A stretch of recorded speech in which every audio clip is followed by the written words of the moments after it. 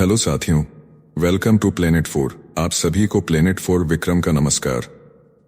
संयुक्त राष्ट्र में हुआ अब तक का सबसे बड़ा मजाक, आतंक के माफिया पाकिस्तान को ही बना दिया आतंकवाद निरोधक समिति का मुखिया। ये कोई फिल्मी साजिश नहीं, ये संयुक्त राष्ट्र की हकीकत है, जहां आतंक का सौदागर अब आतंक को रोकने वाला बना दिया गया है। पाकिस्तान, जिसे दुनिया का आतंक का हब कहा जाता है, जिसने न केवल भारत बल्कि अफगानिस्तान, ईरान, अमेरिका और यूरोप तक को आतंकी संगठनों के जरिए झुलसाया है, उसे अब संयुक्त राष्ट्र की काउंटर टेररिज्म कमेटी का मुखिया बना दिया गया है। क्या ये मजाक है या दुनिया के माथे पर तमाचा? ये सिर्फ भारत के लिए नहीं, पूरी दुनिया के लिए खतरे की घंटी है। जिसके घर में बम बनते हैं, अब वही बम रोकने की बातें करेगा। चीन और अमेरिका की गंदी साजिश अब पूरी दुनिया के सामने है। इन्होंने मिलकर पाकिस्तान जैसे आतंक पालक देश को चाकू पकड़ा दिया। अब वही चाकू इंसाफ की गर्दन पर चलाया जाएगा। और ये खेल तब सामने आया है जब खुद बिलावल भुट्टो ने माना कि पाकिस्तान में आतंक की जड़ें सेना से लेकर सियासत तक फैली हुई हैं, जिन्हें अब कंट्रोल करना पाकिस्तान के बस में भी नहीं रहा। अब बात करें अमेरिकी वीटो की, तो वॉशिंगटन ने संयुक्त राष्ट्र में वीटो का ऐसा गलत इस्तेमाल किया है कि खुद अमेरिका के लोगों को शर्म आ जाए। जहां भी इंसाफ की बात आई, वहां वीटो लगाकर उसे कुचल दिया गया। अब संयुक्त राष्ट्र पर से दुनिया का भरोसा उठता जा रहा है, क्योंकि जब आतंक को पुरस्कार मिल रहा हो और न्याय को दंड, तो समझ लीजिए या तो व्यवस्था सरी है या फिर चलाने वाले बिके हुए हैं। आज के वीडियो में संयुक्त राष्ट्र की डराने वाली सच्चाई आपके सामने रखेंगे, क्योंकि हद हो गई। जिस देश की कोख से तालिबान जैसी साजिशें जन्म लेती हैं, जिसके फौजी कैंपों में आतंकियों को ट्रेनिंग दी जाती है, अब वही पाकिस्तान संयुक्त राष्ट्र सुरक्षा परिषद की तालिबान प्रतिबंध समिति का मुखिया बन गया है। 1988 समिति, जिसका काम है अफगानिस्तान की शांति को भंग करने वाले गुटों और लोगों पर आर्थिक और राजनीतिक शिकंजा कसना, अब उस पाकिस्तान के नियंत्रण में आ गई है जिसने खुद तालिबान को खड़ा किया। यानी अब जो आग लगाएगा वही आग बुझाने की बात करेगा। और इससे भी बड़ा तमाशा, पाकिस्तान को अब आतंकवाद रोधी समिति यानी 1373 कमेटी का भी उपाध्यक्ष बना दिया गया है, जिसका काम है दुनिया के देशों को आतंक पर लगाम लगाने के सुझाव देना। क्या ये मजाक है या फिर संयुक्त राष्ट्र अब आतंक के हाथों बिक चुका है? इस साजिश में अमेरिका और चीन की चाल साफ दिखाई देती है, जिन्होंने पाकिस्तान को ऐसे संवेदनशील पदों पर बैठाकर दुनिया की सुरक्षा को खतरे में डाल दिया है। तालिबान की जड़ों को सींचने वाला पाकिस्तान अब उन पर पहरा देगा जो देश खुद फाइनेंशियल एक्शन टास्क फोर्स यानी FATF की ग्रे लिस्ट में सालों तक रहा, जिस पर खुद संयुक्त राष्ट्र ने प्रतिबंध लगाए। अब वही सुरक्षा समिति की नैया खेवेगा। गुयाना और रूस को उपाध्यक्ष बनाकर संतुलन का दिखावा किया गया है, लेकिन असल कंट्रोल अब भी उस देश के पास है जो हथियार नहीं, आतंक निर्यात करता है। अब सवाल ये नहीं कि संयुक्त राष्ट्र क्या कर रहा है, सवाल यह है कि भारत कब चुप रहेगा। कब तक संयुक्त राष्ट्र में ऐसे फैसलों को सहता रहेगा? कब तक आतंक दलाल लोकतंत्र की पोशाक पहनते रहेंगे? ये वही पाकिस्तान है जिसे भारत ने बार बार संयुक्त राष्ट्र में आतंक का संरक्षक साबित किया है, जहां ओसामा बिन लादेन को सेना की छांव में पनाह मिली, जहां जैश-ए-मोहम्मद और लश्कर-ए-तैयबा जैसे खूनी संगठन खुलेआम फलते फूलते हैं, जहां आतंकी सरगना संसद पर हमले की साजिश रचते हैं और पुलवामा, पहलगाम जैसे नरसंहार करवाते हैं। भारत ने सबूतों के पुलिंदे बार बार यूनाइटेड नेशन के सामने खोले, लेकिन अब उन्हीं सबूतों की धज्जियां उड़ाते हुए संयुक्त राष्ट्र ने आतंकियों के इस संरक्षक को ही तालिबान प्रतिबंध समिति का अध्यक्ष बना दिया है। यानी एक तरह से भारत पर आतंकी हमले करने के बाद पाकिस्तान को दुनिया भर से इनाम दिया जा रहा है। और बात यहीं खत्म नहीं होती। इसी पाकिस्तान को अब आतंकवाद रोधी समिति का उपाध्यक्ष भी बना दिया गया है। क्या यह मात्र एक नियुक्ति है? नहीं, यह एक वैश्विक रणनीति है जो चीन और अमेरिका की मिलीभगत से रची गई है। पाकिस्तान इस समय तालिबान को साधने के लिए चीन की शह पर अफगानिस्तान में अपनी जड़ें गहरी करने की कोशिश कर रहा है। वह अफगानिस्तान में न केवल राजनीतिक घुसपैठ कर रहा है, बल्कि तालिबानी कट्टरपंथियों से बैकडोर डीलिंग कर रहा है। ऐसे में संयुक्त राष्ट्र की ये नियुक्ति न केवल एक संयोग है, बल्कि जानबूझकर रची गई रणनीति है, जिसमें पाकिस्तान को वैश्विक आतंक पर नियंत्रण का तमगा देकर दुनिया की आंखों में धूल झोंकी जा रही है। ये भारत के लिए चेतावनी है। अब संयुक्त राष्ट्र से नैतिकता की उम्मीद छोड़कर भारत को अपनी कूटनीति और सामरिक नीति दुश्मन देशों की जड़ों तक पहुंचाकर मजबूत करनी होगी। क्योंकि अब आतंकवाद से लड़ने का समय नहीं, आतंकवाद की बुनियाद को उजाड़ने का वक्त है। पाकिस्तान, वो मुल्क जो आतंक की नर्सरी है, जिसकी धरती पर आतंकवादी सरगना उगते हैं जैसे खरपतवार, उसी पाकिस्तान को अब संयुक्त राष्ट्र सुरक्षा परिषद की तालिबान प्रतिबंध समिति की कमान 2 साल के लिए थमा दी गई है। यूएनएससी का अस्थायी सदस्य बनकर अब 2025 और 2026 तक पाकिस्तान आतंकवाद पर नियंत्रण की बातें करेगा। बाहरी दुनिया, क्या यही है तुम्हारी अंतर्राष्ट्रीय नैतिकता? जब भारत ने 2022 में यही जिम्मेदारी संभाली थी तो उसने आतंक के खिलाफ मजबूत प्रस्ताव रखे थे, संयुक्त कार्रवाई की बात की थी, लेकिन अब वही कुर्सी एक आतंक प्रायोजक को दे दी गई है। यह भूमिका कोई इत्तेफाक नहीं, बल्कि चीन और अमेरिका की सोची समझी चाल है, जिसके जरिए पाकिस्तान को सफेद चादर उड़ाकर दुनिया के सामने मासूम दिखाया जा रहा है। अब वक्त आ गया है कि भारत इस वैश्विक पाखंड को बेनकाब करे और ये साबित करे कि आतंक के साथ समझौता पूरी मानवता के लिए एक आत्मघाती कदम है। इसके साथ ही संयुक्त राष्ट्र के मंच पर पाकिस्तान फिर वही घिसा पिटा ड्रामा लेकर पहुंचा। अपने गुनाहों पर पर्दा डालने के लिए भारत पर कीचड़ उछालने की कोशिश की, लेकिन इस बार बिलावल भुट्टो जरदारी खुद अपने ही जाल में उलझ गए। बिलावल ने प्रेस कॉन्फ्रेंस में दावा किया कि पहलगाम आतंकी हमले को भारत ने मुस्लिमों को बदनाम करने की साजिश में बदल दिया, मगर सच्चाई की आंधी इतनी तेज थी कि झूठ का परचम वहीं फड़फड़ा कर गिर गया। एक अमेरिकी पत्रकार ने बिलावल की जुबान पर ताले लगा दिए जब उसने याद दिलाया कि 7 मई की सुबह 10 बजे भारतीय सेना की प्रेस ब्रीफिंग में मुस्लिम महिला अधिकारी कर्नल सोफिया कुरैशी मौजूद थीं। साथ थीं विंग कमांडर व्योमिका सिंह और विदेश सचिव विक्रम मिसरी। ऑपरेशन सिंदूर की सच्चाई वहां खोलकर रखी गई थी। न कोई धर्म, न कोई राजनीति, सिर्फ देशभक्ति और कार्रवाई।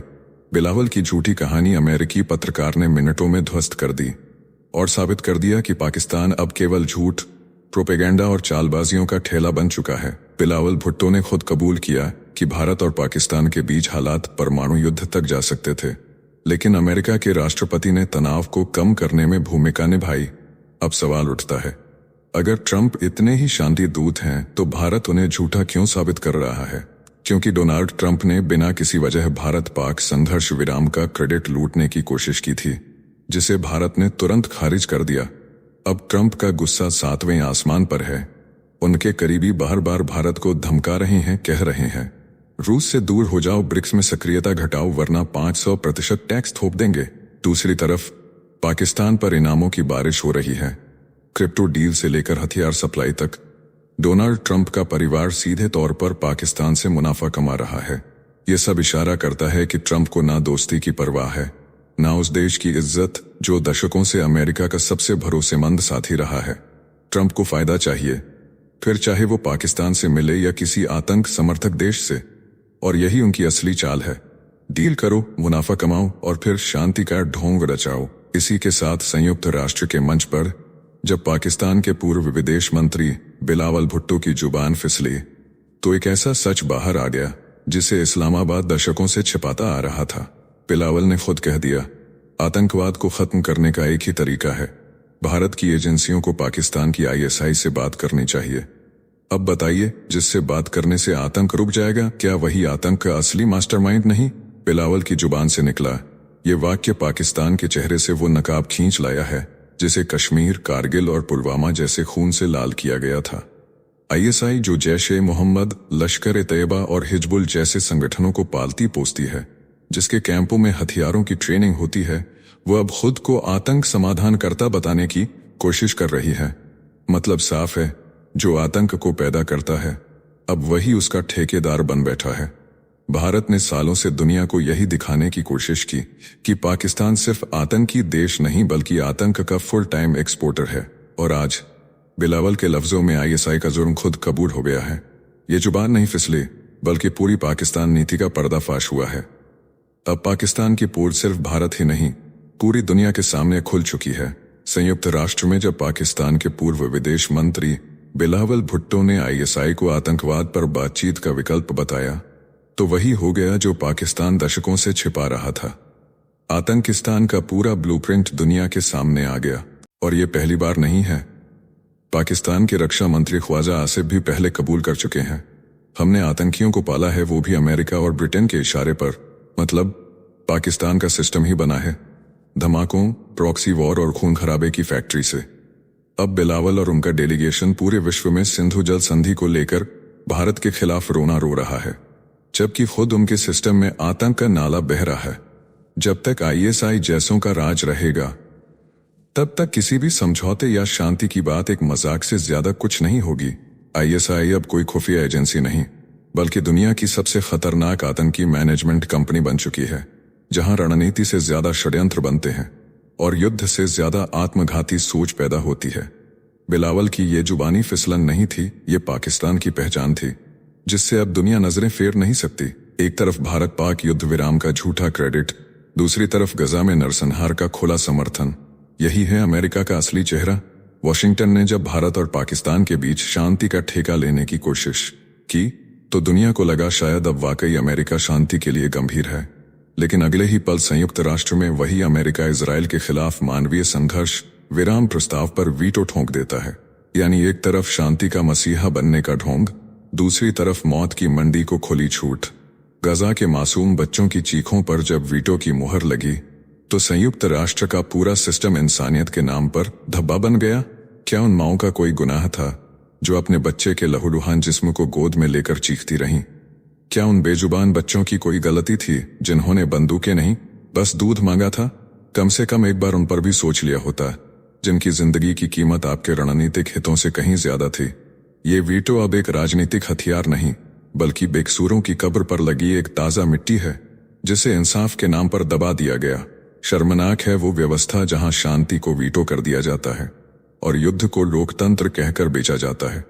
बहुत से लोग होंगे जो इजराइल से प्रेम करते होंगे, बहुत से ऐसे भी होंगे जो हमास से नफरत करते होंगे, लेकिन सवाल अब कौन सही का नहीं, बल्कि कौन बचा का है। क्या अमेरिका और संयुक्त राष्ट्र की कोई जिम्मेदारी नहीं बनती कि वो उन मासूमों के लिए खड़े हों जिन्होंने न बंदूक उठाई, न नारों में जहर घोला? हाँ, हमास को जड़ से खत्म करना जरूरी है। उसका हर आतंकी हर मासूम की मौत का गुनहगार है, लेकिन क्या हर बम उसी गुनहगार को ही मार रहा है? क्या हर ड्रोन हमला याहिया सिनवार की तरह किसी आतंकी के सिर पर गिर रहा है, या फिर किसी दूध मुहे की सांसें, किसी बुजुर्ग की आखिरी दुआ, या किसी माँ की कोख ही फट रही है? युद्ध तब इंसाफ बनता है जब वह दोषी को दंड दे, न कि निर्दोष को सजा। इजराइल को अधिकार है अपने लोगों की रक्षा का, मगर उससे भी बड़ा अधिकार है मासूमों को जिंदा छोड़ने का। अगर हम आज यह तर्क देने लगें कि मासूम ढाल बन गए हैं, तो फिर हमारी बमबारी में और उनकी क्रूरता में फर्क क्या रह जाएगा? इसलिए जरूरी है कि जो भी कार्रवाई हो वह उतनी ही तेज हो जितनी सटीक हो।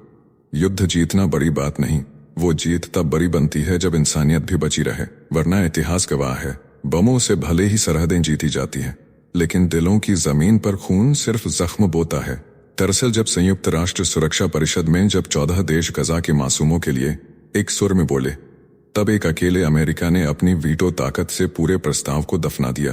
प्रस्ताव क्या था? हमास के बंधकों की रिहाई, मानवीय राहत के दरवाजे खोलने की मांग और गजा पर सैन्य कार्रवाई तुरंत रोकने की अपील। लेकिन अमेरिका को क्या चाहिए था? वह प्रस्ताव जिसमें सिर्फ हमास को कोसा जाए, इजराइल की आलोचना से दूरी बनी रहे और गजा की जमीन को खाली कराने का जिक्र हो। उसे मासूम बच्चों महिलाओं की कोई चिंता नहीं। अमेरिका की कार्यवाहक राजदूत डोरोथी शिया का कहना है, इस प्रस्ताव से कूटनीति को नुकसान होगा। सवाल उठता है, क्या कूटनीति अब मासूमों के जनाजों पर टिकेगी? क्या बच्चे की लाश के नीचे दबा हुआ डिप्लोमेसी का पुलिंदा अब भी अमेरिका को न्याय लगता है? गजा के लिए यह सिर्फ वीटो नहीं था, बल्कि उम्मीदों की हत्या थी। ये वही अमेरिका है जो भारत पाक में शांति का श्रेय लेना चाहता है, मगर गजा में शांति की हर आवाज को खुद कुचल देता है। ये वीटो नहीं, यह ह्यूमैनिटी का फांसीनामा है जिस पर अमेरिका ने हस्ताक्षर किया है। इसी के साथ संयुक्त राष्ट्र की बैठक में जब उम्मीदों की आखिरी लौ जल रही थी, तभी इजराइल ने उस लौ को भी फूंक दिया। जब तक हमास है तब तक संघर्ष विराम नहीं होगा। यह ऐलान था इजराइल का, और यह संकेत था कि युद्ध की आग अभी और भड़केगी। ब्रिटेन ने भी अब खुलकर कहा, इजराइल की कार्रवाई अनुचित है, अनुपातहीन है और मानवता के खिलाफ है। ब्रिटिश प्रतिनिधियों ने साफ कहा, मानवता की आवाज को कुचलने का कोई बहाना नहीं हो सकता। लेकिन इजराइल के राजदूत डैनी डैनन ने शांति प्रस्ताव का समर्थन करने वाले देशों को आतंक के समर्थक तक कह दिया। उन्होंने कहा, जो देश संघर्ष विराम चाहते हैं वो आतंक के सामने घुटने टेक रहे हैं। क्या मासूम बच्चों की जान की कीमत पर अब आतंकवाद की परिभाषा गढ़ी जाएगी? वहीं हमास ने अमेरिका के वीटो को अंधभक्त समर्थन बताते हुए पूरे अंतर्राष्ट्रीय समुदाय से तीखी नाराजगी जताई। सवाल यह है, क्या अब गजा की लाशों पर शांति की दुकानें सजाई जाएंगी? क्या वीटो पावर से इंसानियत की कब्र खुदवाई जाएगी? संयुक्त राष्ट्र की दीवारें गूंगी हैं और सुपर पावर के हाथों इंसाफ का तराजू भी झुक चुका है। गजा की धरती जल रही है, माओं की गोदें सूनी हैं और संयुक्त राष्ट्र की रिपोर्ट के मुताबिक अब तक 54,000 से ज्यादा लोग मारे जा चुके हैं। ये संख्या कोई आंकड़ा नहीं, यह हर एक मौत एक चीख है जो इंसाफ की चौखट पर दम तोड़ रही है। मई 19 को इजराइल ने 11 सप्ताह बाद राहत सामग्री की आंशिक इजाजत दी, लेकिन क्या यह इजाजत जिंदगी को वापस लौटा सकती है? संयुक्त राष्ट्र के मानवीय सहायता प्रमुख टॉम फ्लेचर खुद चिल्ला पड़े, सभी क्रॉसिंग खोलो, सभी दिशाओं से राहत आने दो, हमें अपना काम करने दो। लेकिन अफसोस, अमेरिका का वीटो फिर सामने आ गया, जिसने भूख, मौत और तबाही को भी कूटनीतिक मोहरे बना डाला। गजा में रोटियां नहीं गिरती, बम गिरते हैं, दवाई नहीं पहुंचती, वीटो पहुंच जाता है। क्या यही है इंसानियत का भविष्य, जहां लाशों के ढेर पर बैठकर देश अपने मतलब की शतरंज खेलते हैं? ये युद्ध नहीं, ये मानवता का सबसे काला अध्याय है, जिसे इतिहास भी शर्म से सिर झुकाकर लिखेगा। इस वीडियो में फिलहाल इतना ही। जल्द मिलते हैं एक और नई अपडेट के साथ। जाने से पहले वीडियो को लाइक करके चैनल को सब्सक्राइब कर लें।